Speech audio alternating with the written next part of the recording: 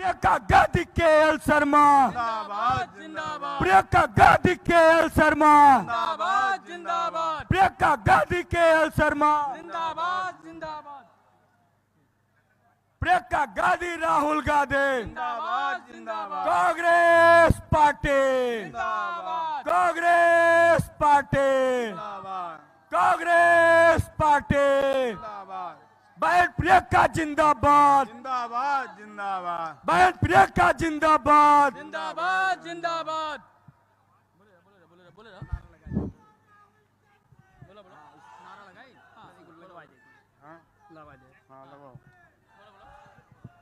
KL Sharma Rahul Gandhi जिंदाबाद जिंदाबाद KL Sharma Priyanka Gandhi जिंदाबाद जिंदाबाद केएल शर्मा प्रियंका गांधी जिंदाबाद जिंदाबाद केएल शर्मा प्रियंका गांधी जिंदाबाद जिंदाबाद केएल शर्मा राहुल गांधी जिंदाबाद जिंदाबाद KL Sharma Priyanka Gandhi KL Sharma Priyanka Gandhi KL Sharma Priyanka Gandhi जिंदाबाद जिंदाबाद केएल शर्मा प्रियंका गांधी जिंदाबाद जिंदाबाद प्रियंका गांधी प्रियंका गांधी प्रियंका गांधी राहुल गांधी राहुल गांधी जिंदाबाद।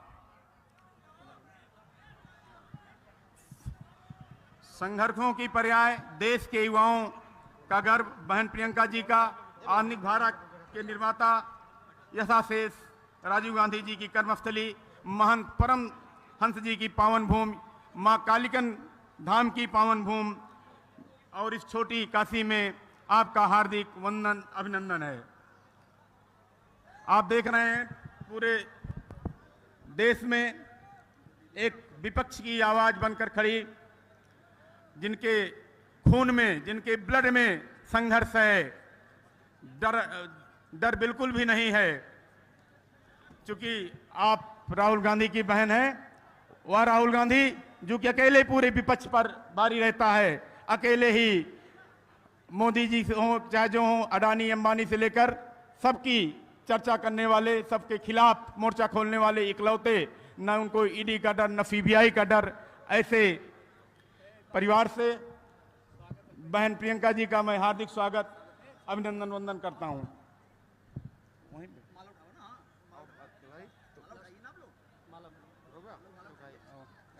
मैं आदरणीय तिफुंडी जी से आग्रह करूंगा कि आप आए मंच पे।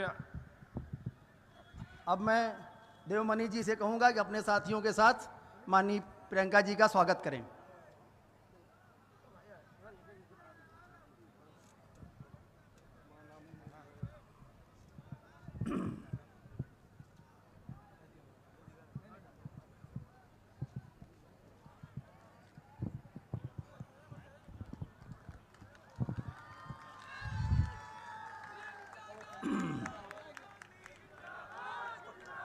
अच्छा,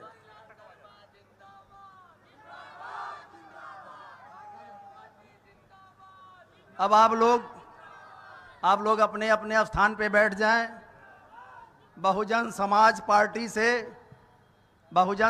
पार्टी से आए हुए और भारतीय जनता पार्टी से आए हुए यहाँ कुछ लोग जो कांग्रेस पार्टी की नीतियों में माननीय राहुल गांधी जी की इस मोदी सरकार के खिलाफ लगातार लड़ाई से प्रेरित होकर आज कांग्रेस पार्टी के मंच पर माननीय प्रियंका गांधी जी के नेतृत्व में ज्वाइन कर रहे हैं। मैं माननीय केएल शर्मा जी से निवेदन करूंगा कि राम लखन शुक्ला पूर्व प्रत्याशी बसपा 2022 गौरीगंज को माला पहनाकर और कांग्रेस का पट्टा पहनावें। माननीय केएल शर्मा जी दीजिए, केएल शर्मा जी दीजिए पट्टा दीजिए।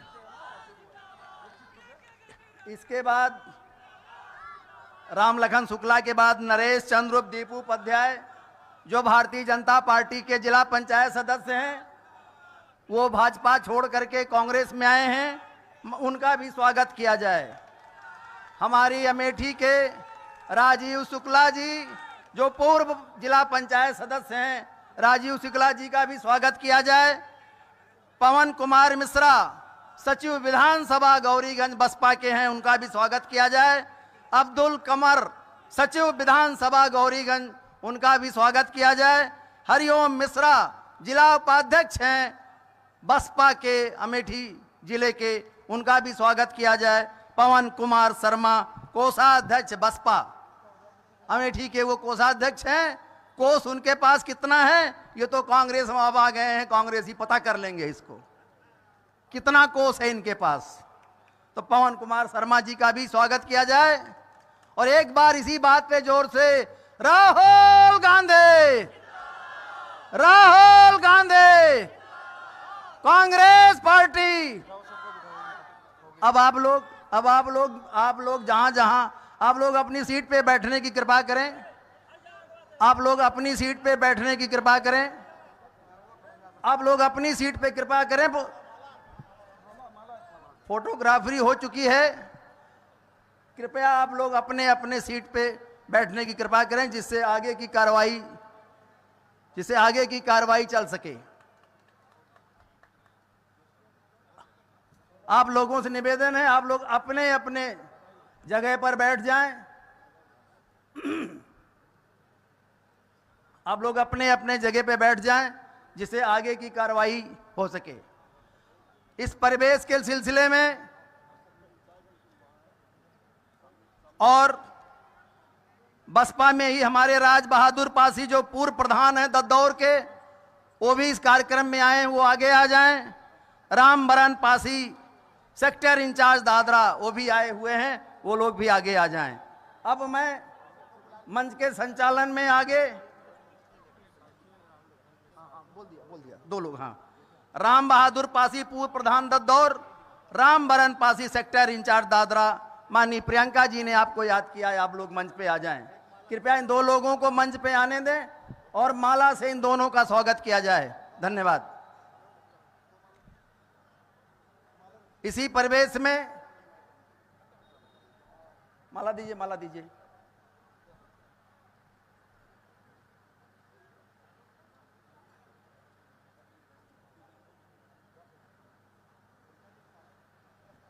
अब आप लोग अपने अपने सीट पर, आप लोग अपनी अपनी सीट पर बैठने की कृपा करें जिससे संचालन का कार्यक्रम हो सके।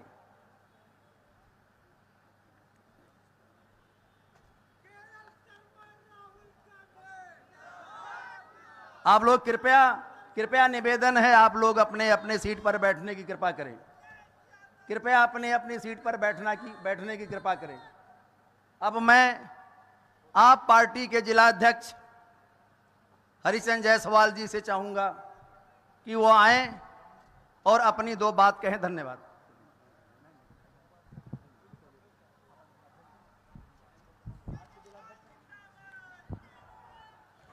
मंच पर उपस्थित आदरणीय बहन प्रियंका गांधी जी का मैं हृदय से स्वागत एवं आभार व्यक्त करता हूं। अमेठी की जनता जनार्दन की ओर से बहन प्रियंका गांधी का बहुत बहुत धन्यवाद इस मंच पे। और हमारे बीच में इंडिया गठबंधन के प्रत्याशी आदरणीय किशोरी लाल शर्मा जी भी हैं। हम उनका भी अमेठी की जनता जनार्दन की ओर से और इंडिया गठबंधन के सभी साथियों की ओर से हार्दिक स्वागत अभिनंदन करते हैं तथा मंच पर उपस्थित गणमान्य वरिष्ठ पदाधिकारीगण सबका स्वागत करते हैं। आई हुई हमारे युवा साथी, बुजुर्गों, बहन, माताएं, हम सब का हार्दिक स्वागत करते हैं और वंदन करते हैं। आज जैसा कि विदित है कि 20 तारीख को अमेठी चुनाव होना है, मत पड़ने हैं। आज अमेठी का जो गौरव गया है, जो भारतीय जनता पार्टी ने अमेठी की आम जनमानस का, अमेठी के जन जन का गौरव छीना है, ये समय आ चुका है वो बिगुल बजाने का और वो बदला लेने का कि 20 तारीख को हम अपना खोया हुआ गौरव पुनः वापस लेंगे। इन शब्दों के साथ आप वचन लीजिए कि आने वाले 20 तारीख को पंजे के सामने वाली बटन दबा करके हम ये इतिहास रचने जा रहे हैं अमेठी की जनता जनार्दन की ओर से कि आदरणीय किशोरी लाल शर्मा को भारी बहुमत के साथ सांसद बना के दीदी प्रियंका गांधी के पास भेजेंगे दिल्ली। ये हम सब आज वचन लेना होगा। समस्या है अमेठी के लोग जो 5 साल में झेले हैं। संजय गांधी अस्पताल को स्मृति ईरानी ने कुचक्र रख के बंद करवाने का काम किया। ये अस्पताल एशिया का तीसरा ग्रामीण क्षेत्र का अस्पताल था जिसमें गरीब लोग, अमीर लोग, हर दल के लोग इलाज कराते थे। उनको ये भी बात रास नहीं आई, उन्होंने बंद कराया। लेकिन माननीय कोर्ट के माध्यम से इन अस्पताल का संचालन फिर शुरू हुआ, जिससे आम जनमानस की भलाई हो रही है, आम जनमानस उसका लाभ ले रहा। इसी शब्दों के साथ एक बार पुनः सभी इंडिया गठबंधन के साथियों से अपील करना चाहता हूं कि इस बार पंजे वाले खाने के सामने वाली बटन को दबा करके भारी बहुमत से आदरणीय के.एल. शर्मा जी को जिताने का काम करें। जय हिंद, जय भारत। बहुत बहुत धन्यवाद आदरणीय जायसवाल जी।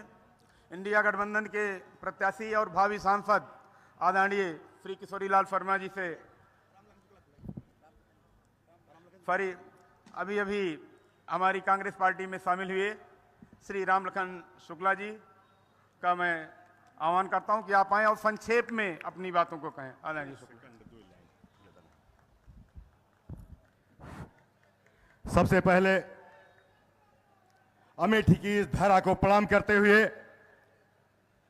अमेठी के लाल स्वर्गीय राजीव जी को नमन करते हुए अपनी बात को आगे बढ़ाना चाहता हूं। सबसे पहले मंच पर मंचासीन कांग्रेस पार्टी की राष्ट्रीय महासचिव आदरणीय प्रियंका जी, हम लोगों के सरपरस्त अगुआ अमेठी लोकसभा के प्रत्याशी बड़े भाई के.एल. शर्मा जी,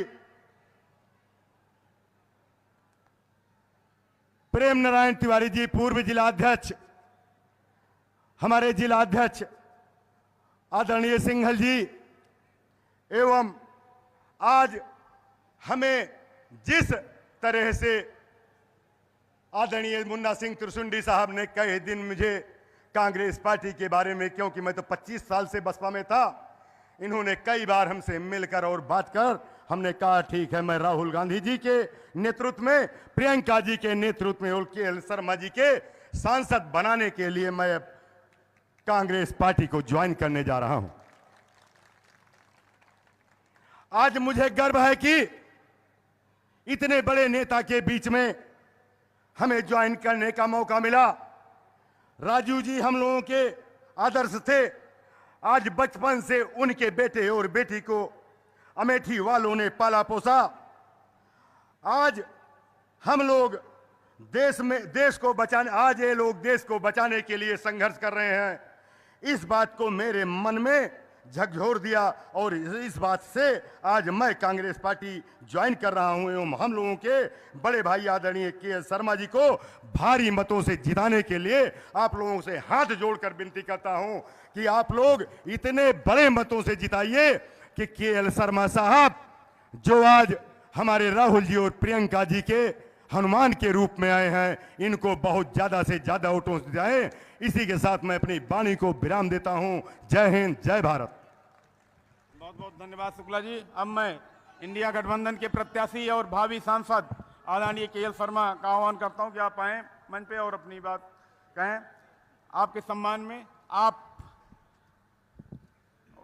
देख रहे हैं, बेशक निश्चित रूप से आप सबके बीच में रहने वाले, 40 साल से आपकी सेवा करने वाले, बहुत ही मजबूत, दिल से मजबूत, सरल स्वभाव के हैं आदरणीय शर्मा जी। निश्चित रूप से अमेठी परिवर्तन करने जा रही है और इस बार परिवर्तन होकर रहेगा। आप सबका ये आत्मीय लगाव, आप सबका कांग्रेस के प्रति, आदरणीय प्रियंका जी के प्रति, आदरणीय के.एल. शर्मा जी के प्रति प्रेम यह दर्शाता है कि आप इस बार परिवर्तन करके रहेंगे। पुरानी कश्ती को लेकर पार फकत हमारा हुनर गया है, नए खेवैये ए न समझे नदी का पानी उतर गया है। आदरणीय श्री के.एल. शर्मा जी।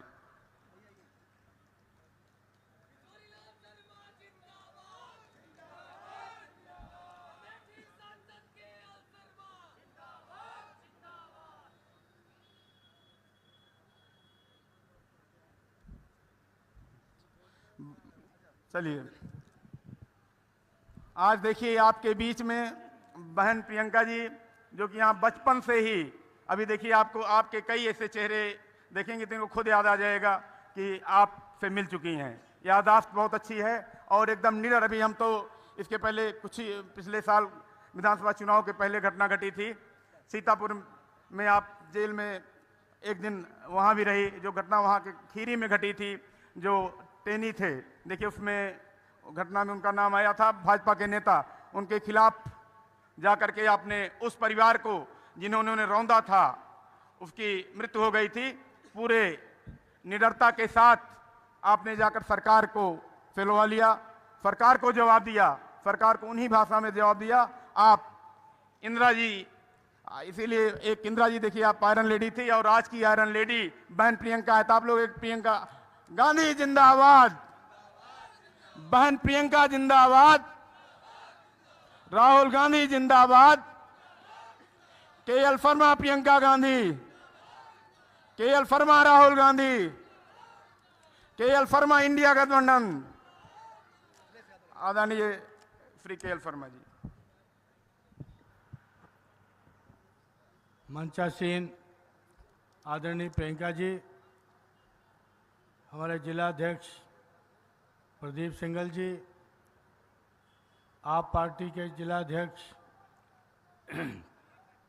और हमारे गठबंधन के समाजवादी पार्टी के जिला अध्यक्ष ही तो नहीं है लेकिन विधानसभा अध्यक्ष जी, और हमारे समस्त मंचासीन कांग्रेस के नेतागण, और हमारे सामने आप समस्त कार्यकर्तागण जो कि दूर दूर से आए, और आपके बीच में क्योंकि आज बारिश भी हो गई तो हमको लग रहा था कि शायद तीनों ही कार्यक्रम कहीं कैंसिल ना हो जाए, तो लेकिन चलो कुछ क्षण हुई बारिश, बाद में ठीक हो गया।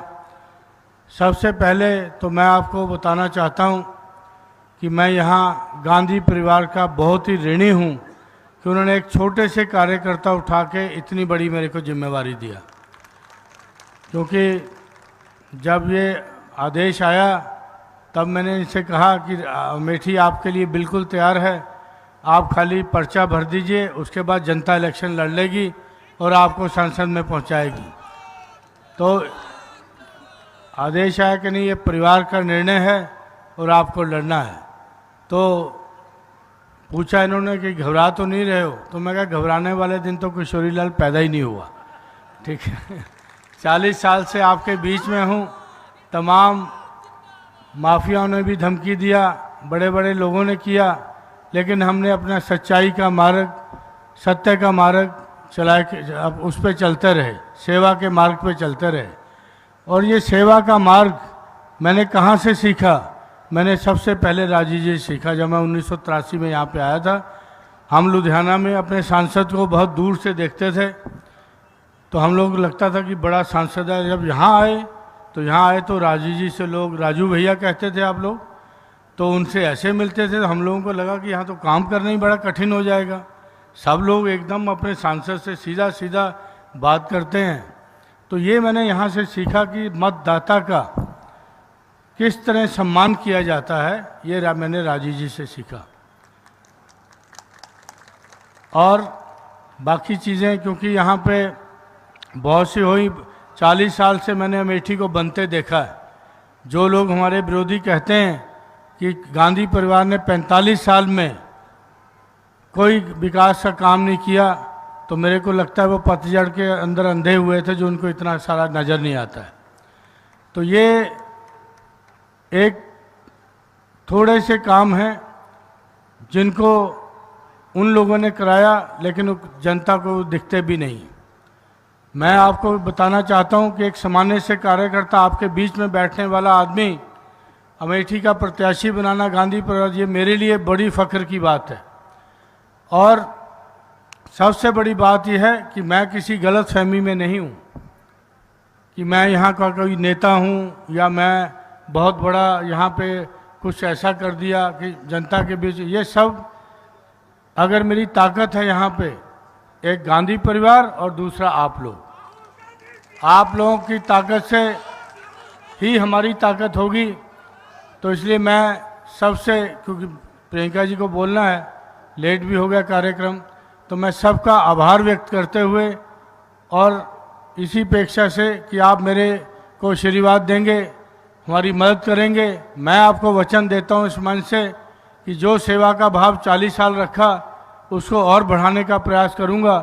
और आपको ये और मेरी कोई भी शिकायत शिकवा होगा, गांधी परिवार का दरवाज़ा हमेशा जब कैप्टन साहब थे तब भी खुला हुआ था, आज भी अगर आप मेरे को मदद करते हो तो उसके बाद भी गांधी परिवार का दरवाज़ा आपके लिए खुला रहेगा। मैं भाषण देने में बड़ा माहिर नहीं हूँ, संवाद करने में ज़्यादा मेरे को मज़ा आता है, तो मैं आपकी सेवा यहाँ से वचन देता हूँ प्रियंका जी के सामने कि आपको दुगनी रफ्तार से मैं आपकी सेवा करूँगा। धन्यवाद, जय हिंद। बहुत बहुत धन्यवाद आदरणीय। अभी आदरणीय के एल शर्मा जी का मैं डरने वालों में नहीं हूं, निडर प्रत्याशी हैं, तो आप सब आइए और देखिए पहला सबसे ऊपर ही पंजा निशान है। आने वाली 20 तारीख को आप पंजे के सामने वाली बटन दबाकर आदरणीय के एल शर्मा जी को सांसद बताइए। इन्हीं शुभकामनाओं के साथ मैं 4 पंक्तियों से आदरणीय दीदी जी का आह्वान करूंगा कि हमारे खूं को छूकर नफ्तर भी कांप जाता है, हमारी आहटों से सारा लश्कर कांप जाता है, हमारी सादगी को बुज़दिली का नाम मत देना, हम चीखते हैं तो सिकंदर भी कांप जाता है। आदरणीय प्रियंका दीदी जी।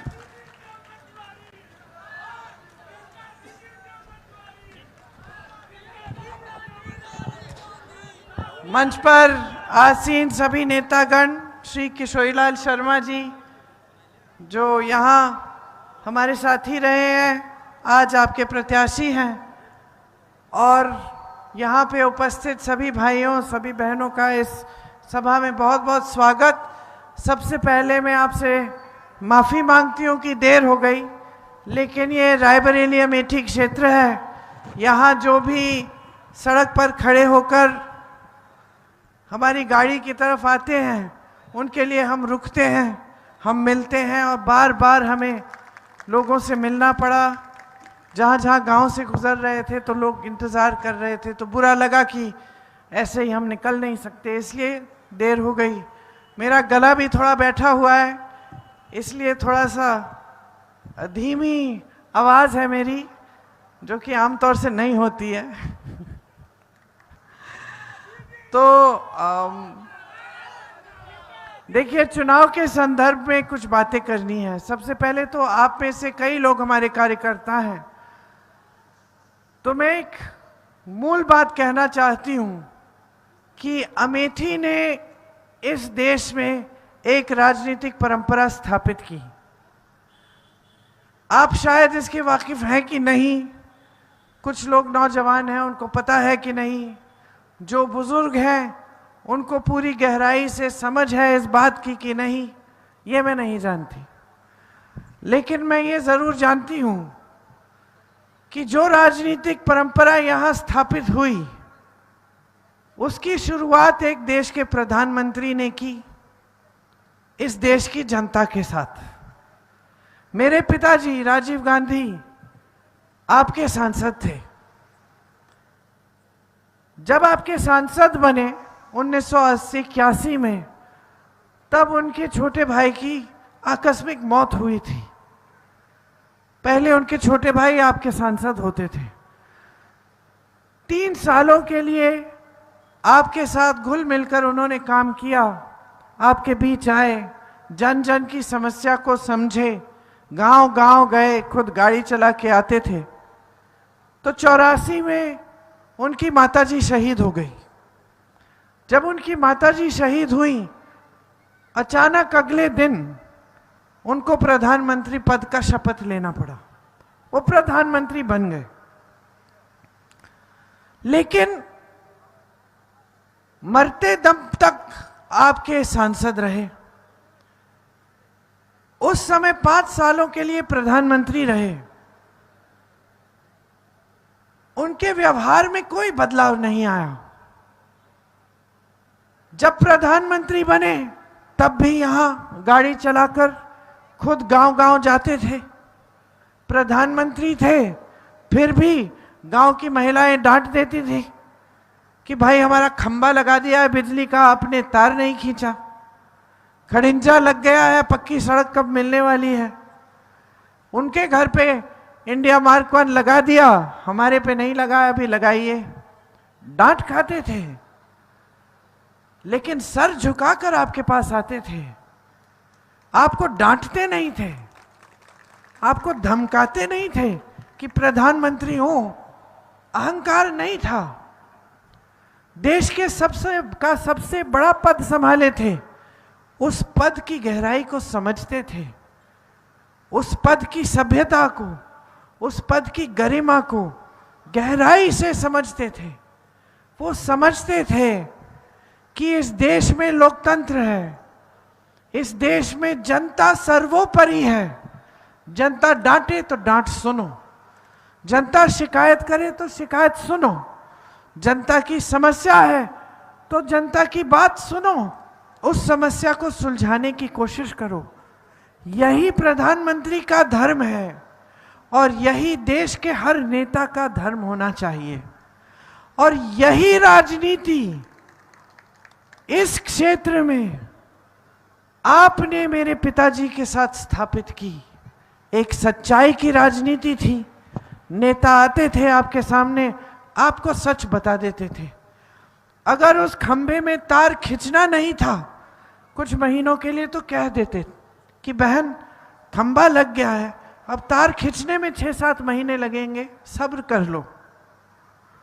अगर कोई ऐसा काम था जो आप कह रहे थे कि करना चाहिए और करने की संभावना नहीं थी तो कह देते कि देखिए ये वाला काम नहीं होगा, लेकिन हम आपके लिए ये वाले काम कर सकते हैं। तो ये जो राजनीतिक रिश्ता, एक प्रेम का रिश्ता, आदर का रिश्ता, श्रद्धा का रिश्ता यहां स्थापित हुआ, उसी आधार पर यहां तेजी से काम भी हुआ।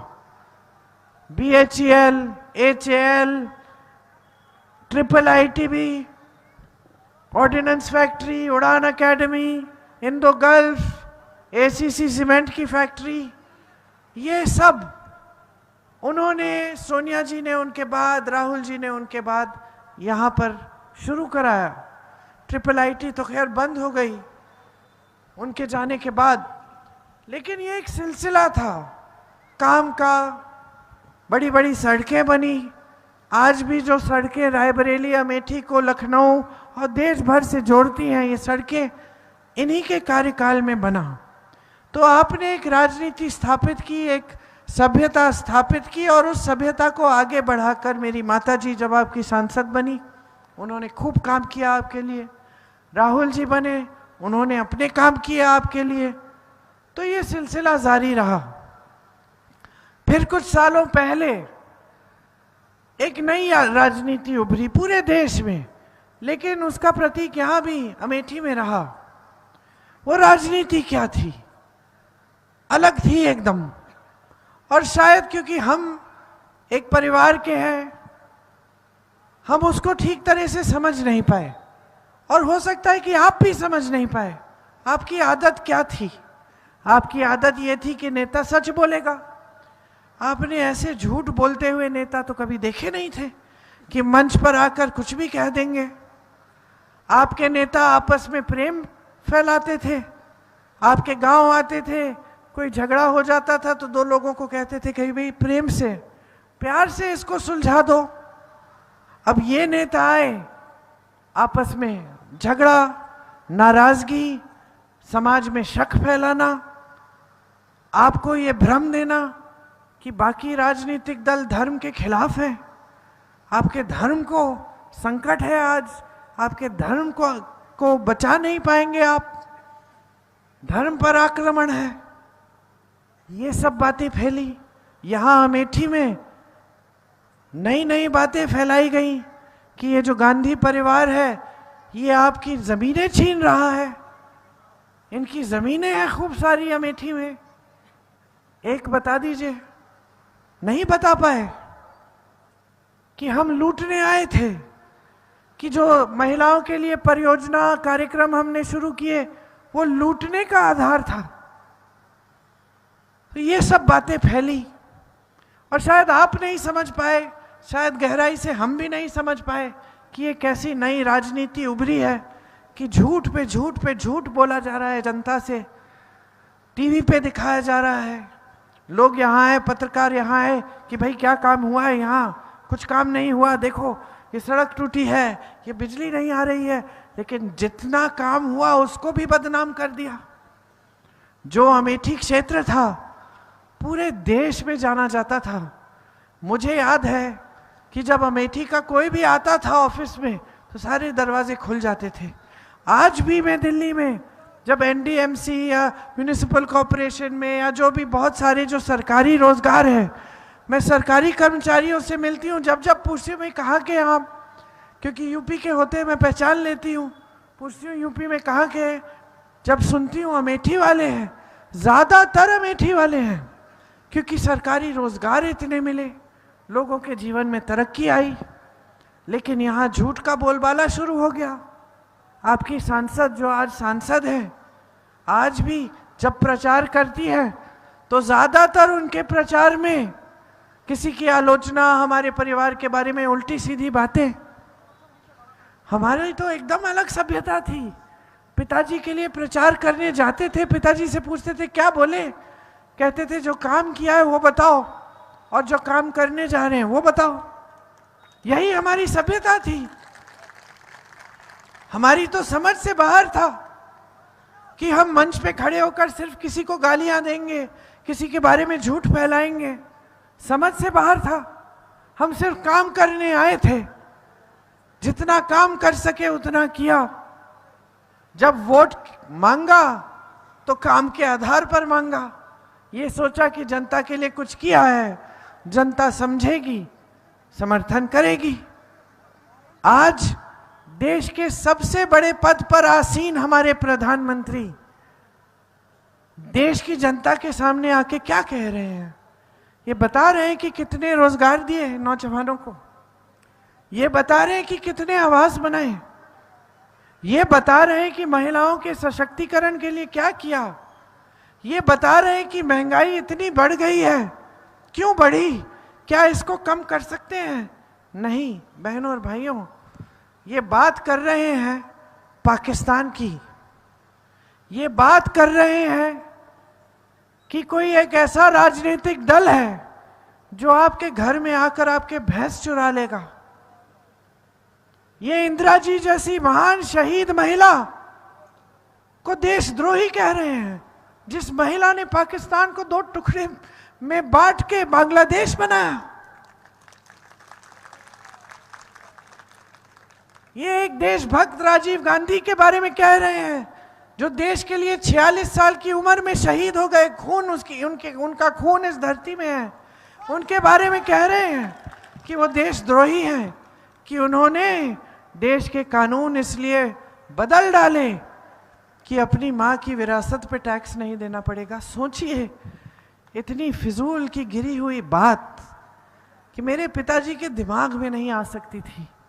आप जानते थे उन्हें, जो जो बुजुर्ग यहाँ बैठे थे आपको बताएंगे, सच्चे इंसान थे।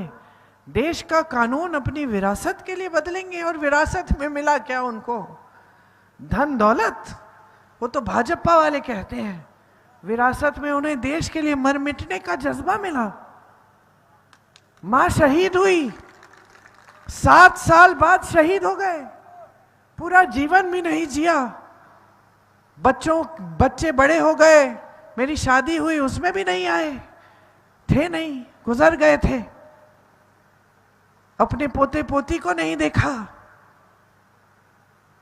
और इनके बारे में आप कह रहे हैं कि देशद्रोही हैं। आज जिस तरह की राजनीति इस पूरे देश में फैली हुई है, इससे आपको बहुत सावधान होना पड़ेगा। आपकी जागरूकता आज इतनी जरूरी है, इतनी महत्वपूर्ण है कि आप पूछिए ही मत, मैं इसका उल्लेख कर ही नहीं सकती। आज आपकी जागरूकता पर आक्रमण है। मोदी जी की जितनी भी नीतियां हैं बड़े बड़े खरबपतियों के लिए बन रही हैं। कैसे पता चलता है? देश का कोयला, देश की बिजली, देश की बड़ी बड़ी सड़कों का ठेका, देश के खदान सारे, देश के बंदरगाह, देश के हवाई अड्डे, जो सरकारी होते थे, आपके होते थे, देश की जनता के होते थे, आज किसके हैं? किसके हैं? अडानी जी, अंबानी जी के हैं। सब इनको सौंप दिया गया है। सारी देश की संपत्ति इनको सौंप दी। देश का किसान लाख रुपए के लिए, 50,000 रुपए के लिए आत्महत्या करता है, गुजारा नहीं हो रहा है उसका। रात को आवारा पशु से पहरेदारी कर रहा है अपने खेतों का, कि दिन में कड़ी धूप में मेहनत कर रहा है, कमाई पूरी नहीं हो रही है। जीएसटी टैक्स डाल दिए हर खेती के सामान पे, कमा नहीं पा रहा है। बहनें महंगाई से जूझ रही हैं। सिलेंडर छोड़िए, आटा, सब्जी, दाल कुछ सस्ता नहीं मिल रहा है। दुकान जाती हैं, कतरा के वापस आ जाती हैं, आधी चीजें छोड़ देती हैं जो खरीदने गई थी। 2 दिन की दिहाड़ी नहीं मिलती, घर में कोई भूखा सोता है। जितनी मेहनत की है आपने अपने बच्चों की परवरिश के लिए, उनको शिक्षित करने के लिए, सब असफल। चाहे कितनी भी मेहनत की हो, आपने कर्ज लिया हो इनको शिक्षित करने के लिए, ट्यूशन पढ़ाने के लिए, भर्ती की परीक्षाएं देने के लिए, पेपर लीक होते हैं, घोटाले होते हैं, कोई कार्रवाई नहीं होती। ऊपर से कोई रोजगार नहीं है।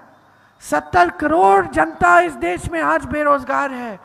45 सालों में ऐसा नहीं हुआ। 45 सालों में सबसे ज्यादा बेरोजगार आज मोदी जी के राज में है। 30 लाख पद खाली हैं। यहाँ अमेठी के शहर में कितने दुकानदार हैं, कितने छोटे छोटे बिजनेस हैं। आपकी ये पूरी मार्केट, क्या नीति लाए मोदी जी आपके लिए? आपकी बिजनेस को मजबूत करने के लिए, आपके कारोबार को मजबूत करने के लिए कुछ नहीं। नोटबंदी लाए। नोटबंदी में आपको बोल दिया कि खड़े हो जाइए कतार में, देशभक्ति दिखाइए अपनी। आपने देशभक्ति दिखाई, कहां था काला धन? आया वापस? आपकी जो तो बचत चली गई, आपके बिजनेस थोड़ी देर के लिए रुक गए, आपका नुकसान खूब हुआ। काला धन आया वापस? नहीं आया। उसके बाद क्या आता है आपके लिए? एक और तोहफा, जीएसटी। जीएसटी आई, फिर से सारे छोटे कारोबार, जितने मध्यम कारोबार थे, सब संकट में पड़ गए। किस चीज के लिए क्या टैक्स है समझ में नहीं आ रहा है। छोटा सा बिजनेस है और आपको अकाउंटेंट रखना पड़ रहा है उस बिजनेस के लिए। 40-50 हजार का वेतन हर महीने, जबकि बिजनेस ही उतना नहीं है कि आप हिसाब किताब रखें कि किसको कहां कितना टैक्स देना है। क्या आप सोचते हैं कि बड़े बड़े खरबपतियों का भी टैक्स इन्होंने बढ़ाया? 10 सालों में नहीं बढ़ाया।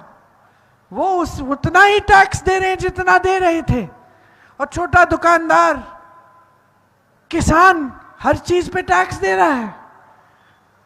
आपके लिए कोई नीति नहीं है। मिडिल क्लास के लिए कोई नीति नहीं है। आपके लिए 5 किलो राशन का बोरा पकड़ो, चुप रहो। शिकायत करोगे गिरफ्तार हो जाओगे। अभी मैं आ रही हूं संग्रामपुर से, वहां एक लड़का है प्रमोद तिवारी, मेरे ख्याल से शिक्षा मित्र है या दूसरा वाला, संविदा कर्मी है, था, नौकरी कर रहा था। एक आलोचना कर ली आपके सांसद की, नौकरी से निकाल दिया। पिताजी बीमार है, इलाज नहीं हो रहा है, रो रहा है वो। क्या इतनी बड़ी गलती कर ली? अरे जब पिताजी प्रधानमंत्री थे और आप उनकी आलोचना करते थे तो मुस्कुरा के सुनते थे। इंदिरा जी को रायबरेली की जनता ने हराया, उन्होंने कोई दंड नहीं दी, जनता को स्वीकार किया कि जनता सही है, मैं गलत होंगी, मैंने कुछ गलत किया होगा, इसलिए जनता की आवाज उठी है, आत्मचिंतन किया। यहां तो आप एक चीज बोल देते हैं, आपकी सांसद नौकरी से निकाल देती हैं। ये कैसी राजनीति है? सारी नीतियां बड़े बड़ों के लिए, उनके बच्चे फूल रहे हैं, फल रहे हैं, नेता फॉर्च्यूनर खरीद रहे हैं, बड़ी बड़ी ठेकेदारी कर रहे हैं, और आम जनता, किसान, मजदूर, मेरी बहनें इनका क्या? कोई सुनवाई नहीं होनी चाहिए। आपने एक परंपरा स्थापित की थी सुनवाई की। मुझे याद है जहां जहां जाती थी लोग दरख्वास्त लेके खड़े रहते थे, इतने सारे दरख्वास्त हो जाते थे हम घर जाते थे तो, और फिर बैठ के, चाहे माता जी थी, राहुल भैया थे, पिताजी थे, बैठ के सारों को पढ़ पढ़ के कि भाई ये क्या समस्या है, चलो ये पानी की समस्या है, इसको इधर यहाँ मदद करनी है, यहाँ मदद करनी है, यहाँ मदद करनी है। आज कोई सुनवाई नहीं है। आज देश का किसान महीनों के लिए दिल्ली आता है, आंदोलन करता है, बिजली बंद कर देते हैं, पानी बंद कर देते हैं, 600 किसान शहीद होते हैं। मोदी जी अपने घर से बाहर नहीं निकलते। मैं अपनी पिछली मीटिंग में बता रही थी, हमने भी प्रधानमंत्री देखे हैं, पिताजी घर आते थे धूल से भरे हुए, कुर्ता एकदम धूल से मैला, यहां तक घाव होते थे, जनता यूं हाथ पकड़ती थी, घाव होते थे। किसी ने मोदी जी के पास, कोई पास भी जा सकता है उनका हाथ पकड़ने के लिए। आज मंच पे आते हैं, मंच पे आते हैं सेठों के साथ, बड़े बड़े नेताओं के साथ, बड़े बड़े महलों में प्रोग्राम करते हैं। कभी मंच के उतर कर आपके घरों में आए हैं? वाराणसी उनका सांसदीय क्षेत्र है, किसी के घर में गए हैं? आपकी यहाँ की सांसद कभी गांव आती है? सिर्फ दिखावे के लिए, सिर्फ प्रोग्राम उद्घाटन और दिखावे के लिए, ताकि सारी देश की पूरी मीडिया को बताती हैं कि यहाँ घर बनाया है, यहाँ घर बसा दिया है। अरे गांधी परिवार का कोई कभी आता नहीं था, उनको कुछ नहीं मालूम, किसी से मिलते नहीं थे। अरे मैं आपके 10 चेहरे पहचान के 10 नाम बता दूंगी, मैं यहाँ पे कुछ सालों से नहीं आई हूं। वो किसी को पहचानती है? वो आई किस लिए थी यहाँ? कभी सोचा है आपने? कभी सोचा है आपने वो आई क्यों, यहाँ आए क्यों? मेरे पिताजी आए, उनके भाई का क्षेत्र था, भाई की आकस्मिक मृत्यु हो गई, पिताजी आए उनका काम आगे बढ़ाने के लिए, पिताजी शहीद हो गए। माताजी आई कि पति के सपने थे अमेठी के लिए, उनको साकार करेंगे। माताजी के बाद भाई आए कि कुछ काम करके दिखाएंगे। जो सारा काम शुरू किया है, जनता से जुड़ाव है, रिश्ता है, प्रेम का रिश्ता है, आदर का रिश्ता है, ये क्यों आई? कोई रिश्ता था आपके साथ? आपके क्षेत्र के लिए भला करने के लिए आई? ये तो राहुल गांधी को हराने के लिए आई। ये तो सिर्फ राहुल गांधी से चुनाव लड़ने के लिए आई, ताकि यहां से पूरी मीडिया उछले, देश देखे, जो भी बोले वो देश भर की मीडिया में फैले राहुल गांधी के खिलाफ। तो उनका यहां आना ही शुरू से नकारात्मक भावना से था। जाएंगी। सोनू बोल रहा है, तुम भी बुढ़े हो गए हो सोनू हमारी तरह। हाँ, एक समय नौजवान थे, यूथ में थे, अब भी हो, चलो। तो मैं कह रही हूं कि शुरू आधार ही उनकी यहां शुरुआत अमेठी में, उनका आधार ही नकारात्मक भावना से हो है। और यहां जो आपने राजनीति स्थापित की वो सिर्फ एक सकारात्मक राजनीति थी। आज मोदी जी मंच पे आते हैं, ये आपकी सांसद जी यहां मंच पे आती हैं, तो सिर्फ नकारात्मक बातें हैं। हम कह रहे हैं हमारे गारंटी है, ये जो सारे पैसे बड़े बड़े उद्योगपतियों को इन्होंने दिए हैं वो हम वापस आपके हाथों में लाना चाहते हैं। कैसे कैसे? आप हमारे प्रदेश सरकारों को देखिए, छत्तीसगढ़ में आवारा पशु की समस्या थी, वो सुलझा दी। वो लंबी कहानी है, मैं उसमें अभी जाना नहीं चाहती, लेकिन जगह जगह में मैंने बताई है। गौशालाओं को मजबूत किया, सरकार ने गोबर खरीदा, सरकार ने जो गौशालाओं में जो दूध बन रहा था उसके पैकेजिंग जो चीज खोया था उसमें से मिठाई मक्खन वो सिखाया महिलाओं को, पैकेजिंग सिखाई, बिकवाया महिलाओं से, महिलाओं की आमदनी बनी, उन्हें रोजगार मिला, गोबर खरीदा, गोबर गैस बना के गांव में भेजा, आवारा पशु की समस्या खत्म की। छत्तीसगढ़ में किसानों का कर्ज माफ हुआ, राजस्थान में 25 लाख का बीमा आया जिससे निशुल्क स्वास्थ्य की सुविधाएं मिलती थी, ऑपरेशन तक हो रहे थे, मैंने बताया आपको। कर्नाटका में आज महिलाओं को मुफ्त बस यात्रा कर रही हैं, महिलाओं के खाते में पैसे आ रहे हैं। उसी तरह से हम गारंटी लाए हैं आपके लिए, प्रमाण है, कर रहे हैं। जहां जहां हमारे प्रदेश की सरकार है हो रहा है, फोन उठाइए, किसी से भी पूछ लीजिए वहां कि भाई ये सच है, बताएंगे सच है तो प्रमाण है, काम कर रहे हैं। हम कह रहे हैं कि स्नातक पास बच्चों को 1 लाख सालाना की नौकरी पक्की है, उनका अधिकार बनेगा। महिलाओं को 1 लाख सालाना गरीब परिवार की सबसे बड़ी महिला के खाते में जाएगी। छोटे बिजनेस और मध्यम बिजनेस हम मजबूत बनाएंगे, आपके लिए तमाम स्कीमें हैं, आपके कारोबार मजबूत बने। किसानों के सारे सामानों से जीएसटी हटाएंगे ताकि खेती के लिए जो सामान है वो सस्ते हो जाए। आपको न्यूनतम समर्थन मूल्य नहीं मिलता, वो अधिकार बनाएंगे, आपका कानूनी अधिकार आपको मिलना ही पड़ेगा, जिस तरह से भोजन का अधिकार आपको मिलना है। आप नौजवानों के लिए 500 करोड़ रुपए का फंड बनेगा। आप छोटा कारोबार शुरू करना चाहते हैं उसके लिए सुविधा होगी। आशा बहुओं के लिए, आंगनवाड़ी की बहनों के लिए, मिड डे मील की बहनों के लिए आपका मानदेय बढ़ाया जाएगा, केंद्र की तरफ से राशि दुगनी देंगे। हम आपकी सारी संपत्ति वापस आपके हाथों में देंगे। पेपर लीक होता है, हम पेपर लीक का कानून बनाएंगे, सख्त से सख्त कार्रवाई होगी। 30 लाख पद खाली पड़े हैं, भाई ने कहा आज मीटिंग में 15 अगस्त तक उनको भर देंगे।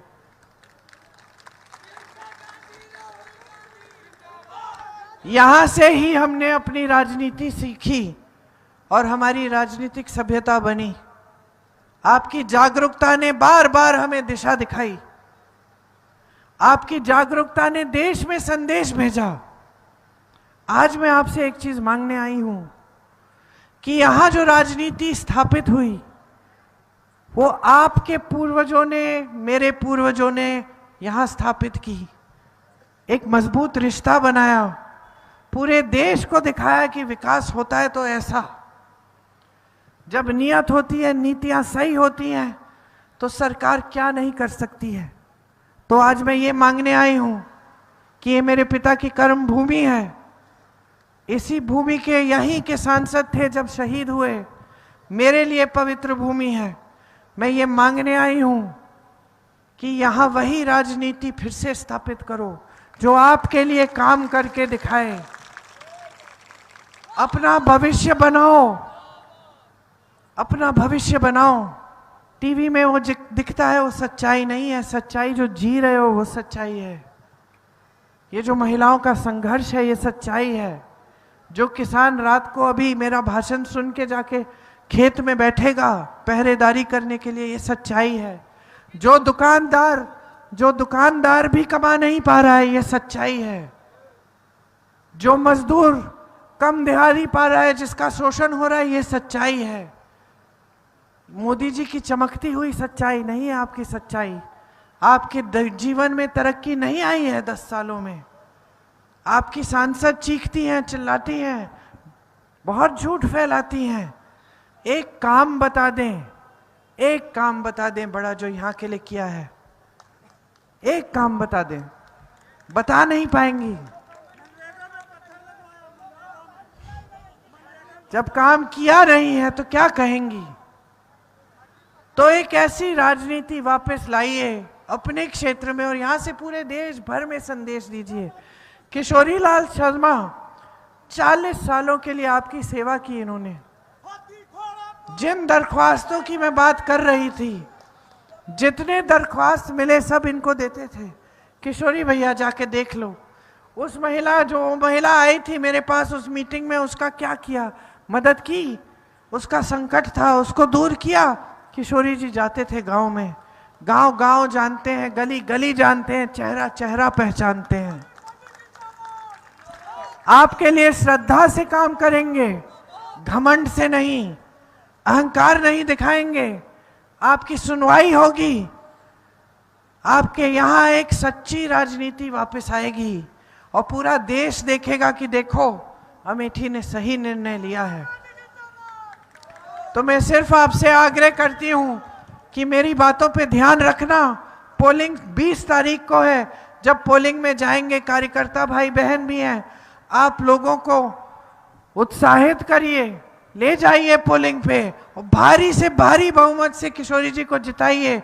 हमारे परिवार के सदस्य समान हैं, हम सब आपकी सेवा करेंगे। राहुल जी, मैं, किशोरी जी और मेरी माता जी भी जितना कर सकती हैं करेंगी। आप सबको बहुत बहुत धन्यवाद। बहुत शांति से आपने मेरी बातें सुनी और बहुत देर भी हो गई। जय हिंद।